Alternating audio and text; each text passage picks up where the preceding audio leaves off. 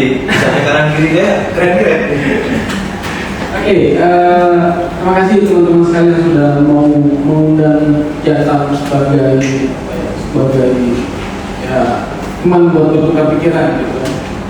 Nah, sejak awal sejak di revisi Undang-Undang Minerba di 2020 kemarin memang sikap Jatam itu sama bahwa kita menolak untuk terkait dengan revisi Undang-Undang Minerba karena ada beberapa pasal yang sebetulnya sampai hari ini masih sangat karet, misalkan soal setiap orang yang mencoba menghalang-halangi usaha pertambangan itu bisa dipidana dan 1 tahun penjara gitu. Nah, ini yang kemudian tafsirannya itu menghalang-halangi ini bentuknya seperti apa gitu kan? Karena ya orang menarik-narik ataupun misalkan warga yang berjuang untuk tidak meloloskan alat beratnya itu juga dianggap sebagai aktivitas yang menghalang-halangi gitu. Khususnya yang perusahaan yang memiliki izin. Nah, tetapi kita refleksi sedikit bahwa situasi hari ini itu merupakan by design gitu, by design yang diwariskan oleh Joko Widodo. Jadi kita di dalam itu menyebut istilah ini adalah penumpukan tentang sosial ekologis yang terus-menerus dilakukan oleh kekuasaan. Baik itu Joko Widodo dan itu kemudian dilanjutkan oleh Prabowo Subianto. Nah misalnya di tahun 2024 kemarin itu kurang lebih jumlah izin usaha pertambangan yang ada di Indonesia itu sekitar 7.900-an IO. Dan dari total izin yang sebanyak itu kurang lebih ada sekitar 10 juta hektar yang khusus untuk pertambangan mineral dan batu bara, termasuk di dalam soal kawasan-kawasan smelter dan macam-macam. Nah, yang menjadi persoalan adalah ketika misalkan dengan kondisi zona pengembangan industri ekstraktif yang ada di Indonesia dan tersebar di hampir seluruh kepulauan, baik itu pulau besar dan pulau kecil yang ada di Indonesia. Ketika misalnya ada upaya pemberian konsesi atau kita menyebutnya bahwa ini akan melahirkan pemburu rente baru, gitu kan? Pemburu rente baru bukan hanya perseroan lagi ataupun oligarki yang ada di kekuasaan hari ini, tetapi pemburu rente itu lahir dengan posisi sebagai akademisi yang ada di kampus-kampus. Nah, dengan kondisi itu kemudian akan menghasilkan bahwa konflik ataupun daya rusak ataupun meluasnya konflik dan daya rusak itu dan panjangnya konflik daya rusak itu akan semakin besar. Nah, ini yang kemudian kita khawatirkan. Karena kenapa? Karena kalau misalkan kita lihat sejenak ke belakang di masa Jokowi itu kan Jokowi fokus pada program hilirisasi misalnya di sektor nikel dan kita tahu nikel itu secara terus-menerus hingga hari ini terus dikampanyekan sebagai bahan dasar untuk pembuatan baterai kendaraan listrik. Namun secara statistik misalkan kita lihat bahwa nikel Indonesia sendiri itu cuma 5% untuk produksi baterai kendaraan listrik. Sisanya itu dipakai untuk pembuatan produk stainless steel.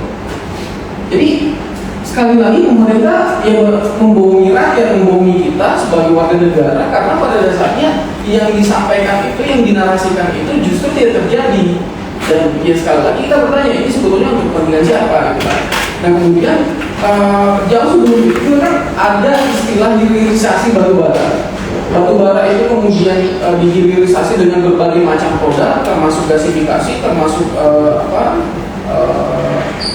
co-firing biomass misalnya. Di batu bara itu dioplos menggunakan pelet atau pelet kayu ataupun cangkang sawit misalnya, dan banyak lagi seperti amonia, green hydrogen dan macam-macam gitu. Itu yang kemudian memberikan satu pernyataan yang tegas bahwa kekuasaan ini tidak merespon atau tidak peduli terhadap krisis bagi warga-warga yang berada di lingkar pertambangan batu bara hari ini.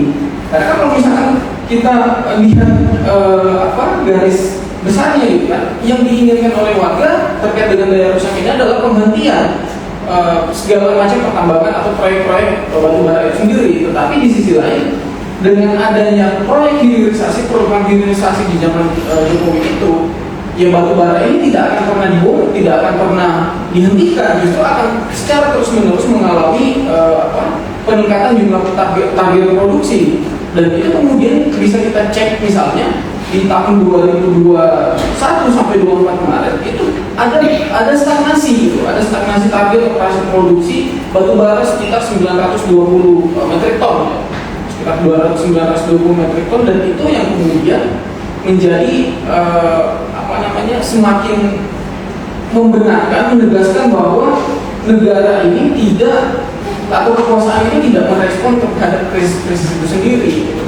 Nah, selain itu dari konteks batu sekarang ini masih dari konteks batu bara di Indonesia sendiri, karena kan salah satu target utamanya adalah bagaimana batu PLTU itu bisa dipensiunkan kan, pensiun dini. Namun hingga hari ini sama sekali belum ada PLTU yang ada di Indonesia itu dipensiunkan. Dibandingkan dengan negara-negara seperti Tiongkok, India, itu mereka sudah betul-betul menjalankan apa yang mereka ratifikasi terkait dengan Paris Agreement misalnya.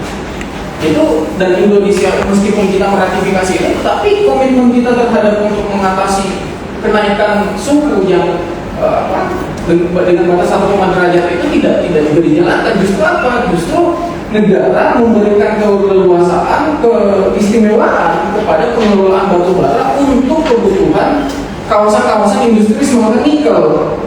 Jadi ada peningkatan, meskipun misalnya PLTU batu bara untuk kebutuhan domestik rumah tangga itu tidak meningkat lagi, tidak ada stagnasi maksudnya, tetapi untuk kawasan-kawasan smelter nikel yang ada di timur Indonesia, di Maluku Utara, di Sulawesi misalnya, dan beberapa kawasan-kawasan lain, itu justru mengalami peningkatan.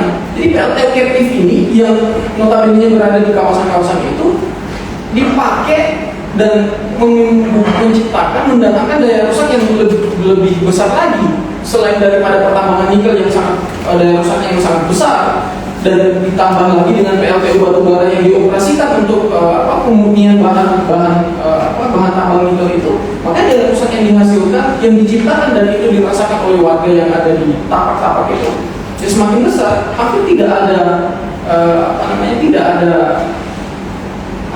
tidak ada positifnya gitu yang bisa kita saksikan hari ini. Nah, selain itu teman-teman, yang perlu kita garis bawahi bahwa kenapa misalkan di awal saya sebutkan Prabowo Subianto itu sebetulnya melanjutkan apa yang sudah dijalankan oleh Joko Widodo itu sendiri, karena hilirisasi itu tidak lagi hanya sebatas pada untuk komoditas nikel atau hanya sebatas pada untuk pembuatan bahan dasar pembuatan baterai kendaraan listrik. Tetapi di masa Prabowo ini hilirisasi itu dikembangkan dan akan dijalankan kepada 28 komoditas mineral kritis, termasuk di dalamnya tadi nikel, bauksit, logam tanah jarang, dan macam-macam. Dan itu yang kemudian akan dijalankan di masa Prabowo Subianto. Jadi bayangkan teman-teman, kok untuk kawasan industri smelter nikel saja itu menciptakan masalah yang sangat luar biasa. Daya rusaknya itu bisa dirasakan oleh warga yang ada di tapak itu, dengan mulai dari kemiskinan yang semakin ekstrim, kesehatan mereka yang semakin tidak membaik gitu, semakin rusak gitu. Dan ketika hilirisasi di 28 komunitas mineral kritis ini dijalankan, kita bisa membayangkan kira-kira daya rusak yang akan diciptakan dan akan dirasakan oleh masyarakat itu seperti apa. Coba kita berhalusinasi aja. Nah, sementara itu kondisi awalnya adalah tambang yang eksis di Indonesia itu kurang lebih sekitar 10 juta hektar. Dengan adanya pemberian kepada ormas keagamaan, meskipun itu bekas PKP 2D ya, ataupun kampus ini yang akan diberikan bekas kontrak karya misalnya untuk komunitas mineral, tetapi tetap saja akan ada potensi-potensi baru, pemburu rente yang baru, dan ini yang kemudian kita takutkan akan menciptakan konflik yang semakin meluas. Sekali lagi, kita bicara misalnya kenapa suatu negara itu bisa diasumsikan sebagai gagal membangun kesejahteraan rakyat. Variabelnya ada dua analisisnya. Satu, karena institusinya yang ekstraktif. Yang kedua adalah lingkungan hidupnya yang rusak.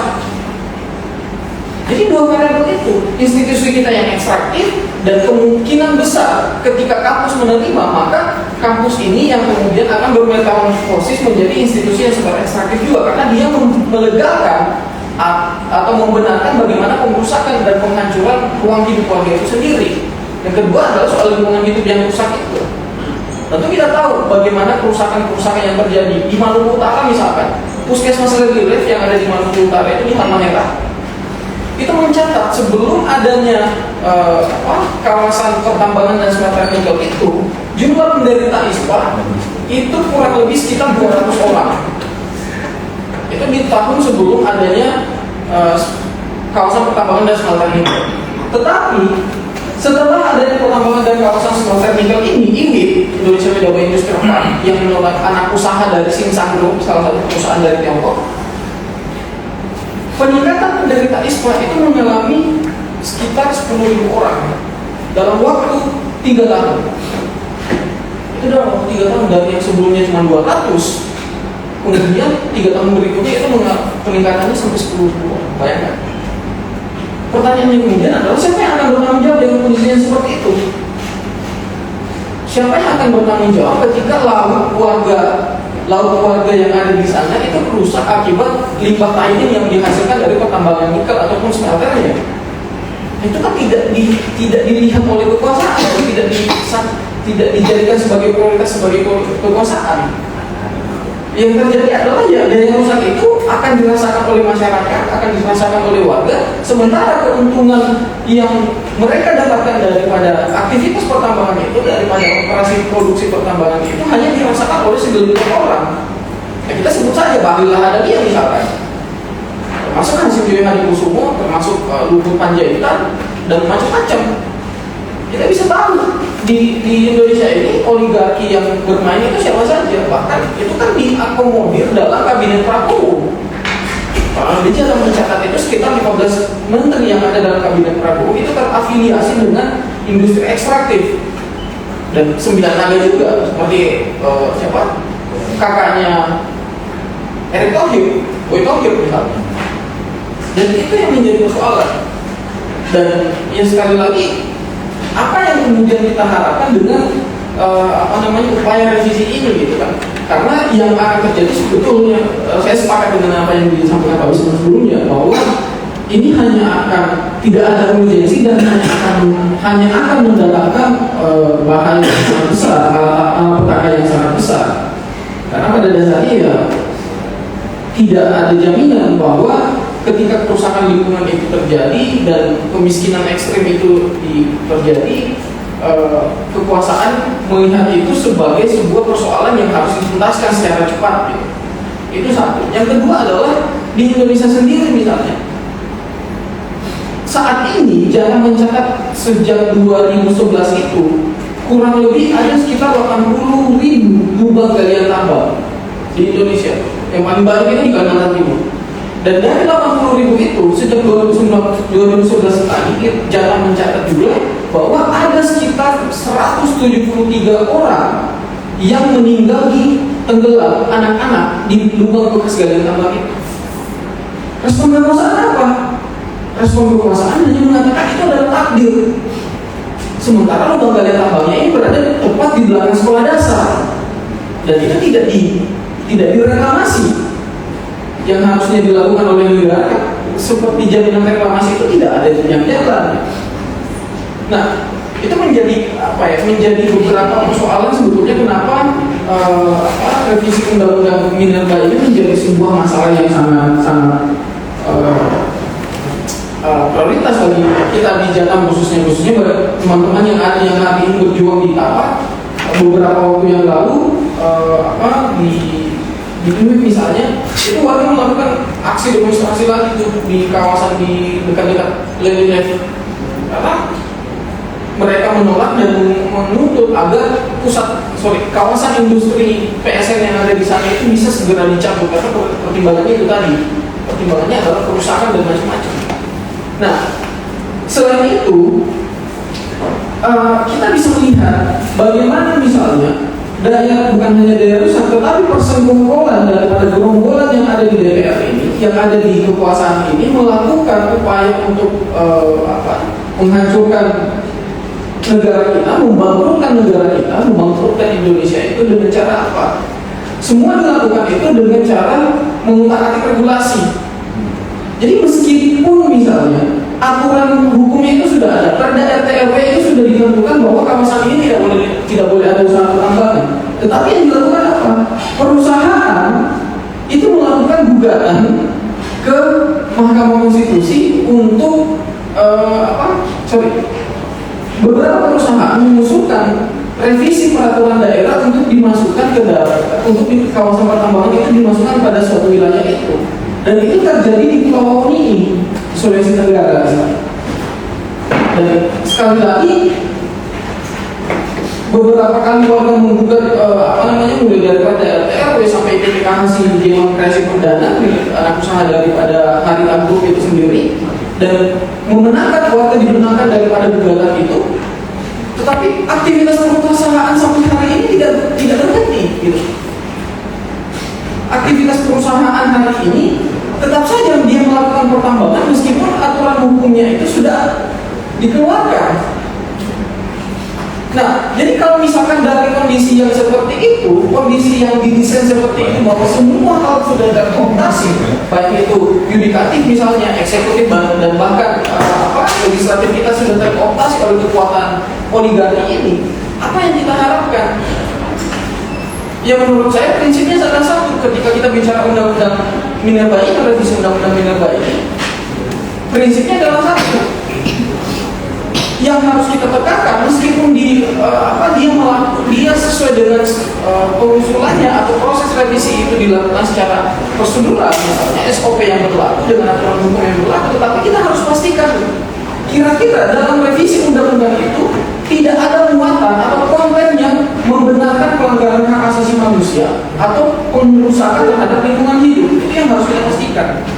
Jadi bukan hanya soal ini mengalami cacat formil atau tidak, tapi yang sebagai ini saya bicara sebagai moralitas saya sebagai warga negara, dan tentunya teman-teman tahu mahasiswa misalnya itu harus mengedepankan moral of course itu gitu. Agen sebagai yang mahasiswa dianggap sebagai penjaga moral, dan yang harus kita pastikan adalah gimana caranya supaya dalam aturan yang dibuat itu adalah tidak membenarkan pelanggaran hak asasi manusia ataupun pengusahaan terhadap lingkungan hidup itu sendiri. Karena kalau misalkan kita berdebat di ranah yang spesifik secara hukum, aturan hukum kita terkooptasi. Hukum kita terkooptasi oleh kekuatan oligarki seperti tadi. Yang terjadi apa? Meskipun keputusan hukumnya sudah jelas di Sangihe, Wahomi, dan beberapa tempat-tempat lain seperti Dayung misalnya di Sumatera Utara, itu warga semua dimenangkan gitu. Tetapi apakah itu menghentikan aktivitas perusahaan? Sampai hari ini tidak ada aktivitas perusahaan yang berhenti. Itu yang menjadi problem. Karena kita menurutku kita tidak bisa lagi percaya terhadap kekuasaan. Karena kekuasaan hari ini yang dijalankan oleh Prabowo Subianto hari ini betul-betul culas dan hanya akan menciptakan krisis di berbagai di seluruh kepulauan Indonesia itu sendiri. Mungkin gitu teman-teman. Terima kasih.